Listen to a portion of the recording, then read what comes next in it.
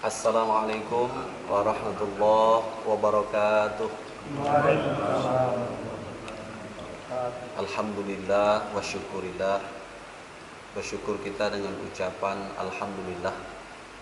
Dengan ucapan itu Pak, kita diwajibkan minimal mengucapnya 17 kali dalam sehari semalam, untuk menyatakan bahwa hamba yang bersyukur tulen, benar-benar bersyukur, tidak boleh kurang.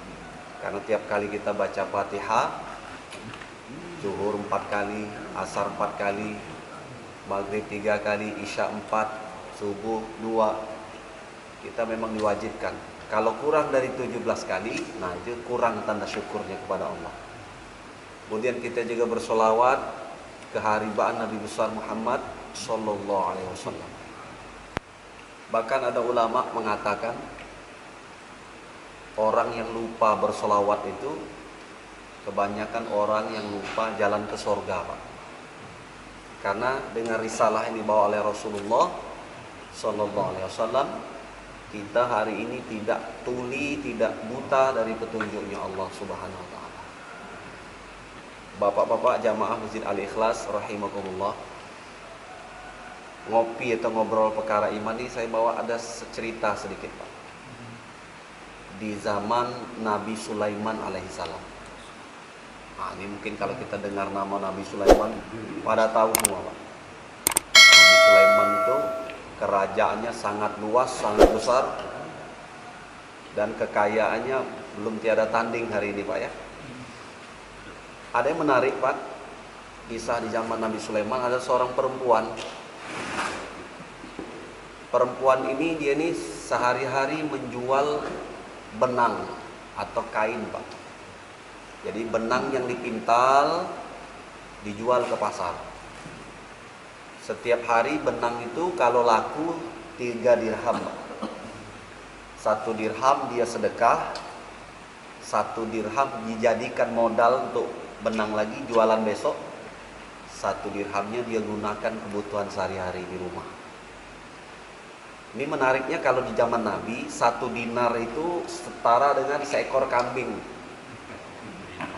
Ukuran dinar Pak ya. Kalau dirham itu perak. Di zaman Nabi itu Pak, 1 dinar dengan dirham itu perbedaannya kira-kira 1/10. 10 dirham itu sama dengan 1 dinar. Mundur ke zaman sahabat itu 1 dinar itu dengan dirham perbedaannya mundur jadi 12 atau 14 dirham. Tapi kalau hari ini Pak agak jauh Pak, perak itu mungkin 1:30, karena harga perak cukup jomplang dengan emas. Makanya harga perak hari ini belum bergerak. Nah, kira-kira kalau kita pakai ukuran 1 perak itu 1 gramnya 50.000. Nah, kalau 3 dirham itu berarti 150.000. Jadi ibu-ibu di zaman Nabi Sulaiman tadi, setiap laku benang yang dia jual 1 dirham, nah katakanlah 50.000, dia sodakoh 1 dirham, jadikan modal usaha lagi. 1 dirham baru digunakan untuk kebutuhan sehari-hari. Nah, ini bagus kita ikut turut kalau kita punya usaha. Usaha itu kalau hasilnya dibagi 3 kalau bisa Pak. 1/3 sedekah, 1/3 balik ke modal, 1/3 untuk kebutuhan hari-hari. Terjadi satu pagi ketika dia bawa benang yang sudah dipintal tadi, kemudian di tengah jalan benangnya tadi itu dicuri atau diambil seekor burung Pak. Terbang burung itu. Ya, biasanya burung ini mungkin menganggapnya itu makanan, karena orang dulu kalau jualan Pak dijunjung di atas kepala. Dulu kalau kita lihat orang tua dulu jual jagung, rebus, itu dia naikkan ke atas kepala. Nah, begitu juga dia jual benang naik di atas kepala, itu disambar oleh burung. Karena ibu ini merasa rugi, merasa tidak pernah menganiaya orang lain, nipu orang tidak pernah. Hari itu merasa sial. Maka dia mendatangi Nabi Sulaiman alaihissalam. Nabi Sulaiman itu sekaligus nabi, sekaligus amir atau pemimpin Pak, rajanya pada saat itu. Jadi datang-datang ke istana Sulaiman, langsung nunjuk-nunjuk. Ya Nabiullah, ya Nabi Sulaiman, bagaimana ini Allah dah adil. Selama ini aku sudah sedekah, sudah berbuat baik, tak pernah menganiaya, menyakiti orang lain. Hari ini aku dirugikan oleh Allah. Entah kenapa burung ngambil benangku. Nabi Sulaiman saat itu Pak, yang sangat bijaksana dan ahli hikmah, bermunajat kepada Allah, minta petunjuk. Setelah munajat, kemudian Allah mengilhamkan kepada Nabi Sulaiman itu, wahai Sulaiman, beritahu ibu itu suruh menunggu. Nanti akan aku terangkan kepadanya kejadian tersebut. Jadi ibu tadi ya namanya seorang ibu-ibu cerewet, mungkin ngedumel Pak ya kalau kata orang Jawa. Disuruh Nabi Sulaiman, "Bu, tunggulah sebentar. Sebentar lagi Allah akan menurunkan jawabannya." Jadi ibu tadi duduklah Pak. Beberapa menit berlalu ditunggu. Ternyata datang 10 orang Pak. Mungkin ada kurang lebih sejam nunggu Pak. Datang 10 orang. Tiap-tiap orang itu membawa kantong uang kurang lebih Pak 100 dinar.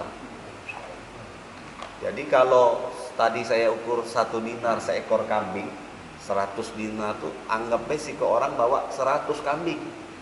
Kalau kambing hari ini harganya 2,5 juta, kalau 100 berarti Pak, bisa dibayangkan. 10 orang itu datang menghadap Nabi Sulaiman, menyerahkan uang masing-masing tadi 100 dinar. Wahai Nabiullah, Nabi Sulaiman, tolong terima uang ini. Nabi Sulaiman tentu nanya Pak, uang apa ini? Datang-datang ngasih duit. Maka orang tadi memberi penjelasan, wahai Nabiullah, kami ini baru selamat. Tadinya kami ini berada di tengah laut. Kemudian kapal kami ini bocor, masuk air ke dalam kapal. Lalu masing-masing kami ini bermohon, bermunajat kepada Allah, minta diselamatkan. Kami mohon-mohon sambil bernazar, ya Allah, tolonglah kami ya Allah, selamatkanlah kami ya Allah. Itu Pak, kalau yang sudah pernah naik kapal, itu ketika kita sudah di tengah-tengah, kapal kita sudah melihat pinggiran tuh hampir tak nampak. Di situ kita merasa kecil Pak. Itu ternyata yang pangkatnya tinggi, yang duitnya banyak, ketika di tengah laut Pak, baru kita ngerasa kita tidak ada apa-apa, juga kecil Pak. Kami yang pernah ke Bangka naik feri, bapak yang ke Jawa naik feri, pasti di tengah-tengah Pak. Kita bisa bayangkan, kecil sekali kita Pak. Nah sama seperti 10 orang ini, karena tipis harapan nak selamat Pak, air terus masuk. Akhirnya mereka bernazar, ya Allah, kalau engkau selamatkan kami, kami berjanji ya Allah, sampai di daratan kami sedekah masing-masing 100 dinar. Belum lama orang-orang itu bernazar, 10 orang. Datanglah seekor burung tadi, bawa benang yang tadi dicuri dari si ibu-ibu tadi, dilemparkan ke kapal itu. Nah, itu maha kuasa Allah Pak. Innallaha ala kulli syai'in qadir. Allah itu maha mengatur segala sesuatu. Dia bisa gerakkan makhluknya yang di barat, yang di timur. Termasuk kita Pak, kalau kita minta tolong kepada Allah, tadinya anak-anak sekolah, kemudian ada anak bayaran kuliah, atau ada yang sedang sakit, tiba-tiba ada aja hamba-hamba Allah yang tergerak hatinya untuk membantu. Itu sebenarnya gerakan itu ya Allah yang maha kuasa tadi Pak, menggerakkan. Kita kemana-mana minjem Pak, kalau seandainya tidak terbuka hati orang itu untuk bantu, tidak juga Pak ada yang bantu. Tapi kita duduk di rumah, tapi Allah bisa gerakkan siapa saja hambanya untuk membantu orang yang dalam kesusahan. Nah, balik ke cerita tadi, itu ibu-ibu yang tadi disuruh nunggu masih di situ dengar cerita tadi Pak. Kemaluan Pak. Tadi menganggap Allah tadi tidak adil. Kenapa malu Pak? Karena Nabi Sulaiman mendengar, nah ternyata benang yang dicuri dari ibu-ibu tadi dilemparkan kepada orang yang berada di kapal tadi, sehingga orang tadi selamat. Sehingga Nabi Sulaiman ngerti, uang 100 dinar masing-masing orang tadi diserahkan kepada Nabi Sulaiman dan dipesankan, ya Nabiullah Sulaiman. Nabi Sulaiman Pak, tak artinya lagi itu uang 100 dinar. Tiang-tiang istananya, kerikilnya aja dari emas Pak. Maka kata orang itu, bagikanlah olehmu wahai Nabiullah Sulaiman kepada orang siapa yang berhak menerimanya. Ya sudah, Nabi Sulaiman sorong uang tadi Pak, yang jumlahnya 10 orang masing-masing 100 dinar, berarti 1000. Itu didorong kepada ibu-ibu tadi. Nah Bu, ini menjadi hak milikmu. Nah ibu-ibu tadi yang sudah menganggap protes Allah tidak adil tadi Pak, nerima uang 1000 dinar atau setara 1000 kambing tadi, tidak kelemahan laju Pak, tidak keenaan. Iya ya Allah, ya Nabiullah, ternyata Allah itu maha adil ya. Waktu ada nikmat kita mudah ngomong Allah adil, tapi waktu dapat musibah kita kadang mudah juga mengucapkan Allah dah adil. Ngapalah aku terus yang kena ya Allah, ngapalah musibah ni ke aku terus. Ternyata kata ulama, kalau Allah ingin menganugerahi seseorang itu nikmat, rupanya DP-nya atau panjernya, persekotnya kata orang Jawa, itu adalah musibah atau ujian. Oh itulah yang menyebabkan orang-orang soleh dulu Pak, kalau mau safar, mau berpergian, dia sedekah terlebih dahulu di rumah, ngajak orang makan. Nantilah Pak Mulyadi ngajak makan kira-kira, Masya Allah. Nah kenapa Pak? Karena ternyata musibah, bala itu tidak dapat mendahului sodakoh. Nah sodakoh itu tidak harus melulu uang Pak. Karena kata Nabi, yang paling ringan ini, paling ringan, ibtasim atau senyum, fi wajhi akhika, senyum kamu, tabassumuka fi wajhi akhika laka sedekah. Itu senyum baik dengan saudara kita, dipandang senyum, tidak merengut Pak. Itu nilainya di sisi Allah sedekah. Sedekah, sedekah. Apalagi ketika ditanya kabar atau ditanyai sesuatu, fabi kalimatin thayyibah sedekah. Jawaban kita tadi, keramahan kita tadi, itu nilainya juga sedekah. Maka hari ini kalau yang mungkin tidak punya secara materi, duit tidak banyak, murah senyum aja lah. Ya, kalau ditanya ramah-ramah aja. Ini kadang-kadang nak nanya kayak jawabnya kayak beringas Pak. Mang, nak pempek tak? Nah, nyelit pulau dia Pak. Masya Allah. Nah, jamaah rahimakumullah, jadi singkat padat pagi ini yang kita bisa ambil hikmahnya. Pertama, baik sangka dulu kepada Allah. Kalau ada satu musibah, ujian menimpa kita, jangan kita langsung buruk sangka, kita tuduhkan bahwa Allah tidak adil. Boleh jadi Pak, seperti kata ulama tadi, musibah itu atau ujian yang diberikan itu awal bahwa kita akan memperoleh sesuatu yang kita tidak duga di depan Pak. Sama lah kayak anak-anak sekolah, sebelum dia naik kelas atau naik levelnya, pasti diberikan guru itu ujian atau musibah terlebih dahulu. Tapi namanya ujian musibah itu selalu tidak lemah, selalu tidak enak Pak. Kita harus belajar untuk selalu berbaik sangka kepada Allah. Maka kalau kita dapat sesuatu yang tidak nyaman, tidak enak, kita harus bilang kepada diri kita dalam kalbu kita, Allah nak ngasih apa sama aku? Nah kira-kira gitu Pak. Apalah yang nak ninjuk Allah kepada aku ini setelah ini. Begitu Pak. Yang kedua, setelah kita baik sangka kepada Allah, kita untuk membiasakan diri sedekah. Bagi yang punya materi, sedekah itu paling bagus di awal pagi. Seperti kita pagi hari ini, subuh-subuh sudah sedekah. Nah ini mudah-mudahan yang sudah bersedekah makanan pagi ini, yang sudah nyumbang atau sudah niat ikhlas, walaupun saya tidak tahu siapa ini pasti dibalas oleh Allah. Dalam Al-Quran Allah sudah katakan, sudah pertegas, man jaa bil hasanati falahu asyru amsalihha.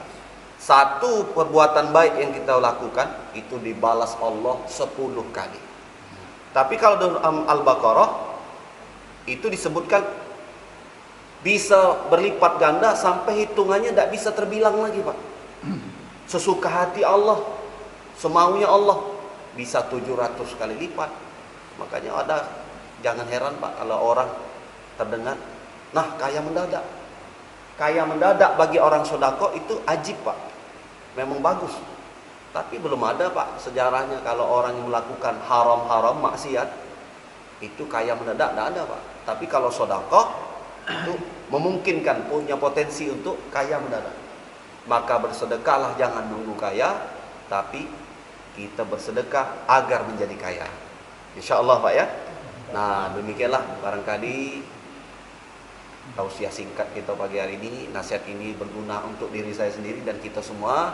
Sama-sama kita mengamalkan baik sangka kepada Allah, sedekah di awal pagi. Karena setiap pagi kata Nabi turun 2 malaikat, yang satu berdoa, Allahumma a'ti munfiqan khalafa, ya Allah gantilah harta orang yang sedekah. Ini doanya malaikat Pak. Tapi karena tadi Nabi sebut ada 2 malaikat yang turun setiap pagi, yang satunya juga berdoa, Allahumma a'ti munsikan talafa, ya Allah binasakanlah, habiskanlah, bangkrutkanlah harta orang yang pelit bersedekah. Jadi yang medit, yang bakhil didoakan malaikat juga. Nah kalau kita ingin mengharapkan doa yang baik dari malaikat, kita doa yang pertama, kita bersedekah di pagi-pagi. Kalau belanja pagi-pagi istri kita pesan kepada istri kita. Kalau ada warung atau penjual, jangan tawar-menawar, kita minta yang murah. Boleh saja nawar, tetap berikan harga kapan perlu. Besoknya enggak, kita minta lagi. Kita niatkan sedekah kepada pedagang itu.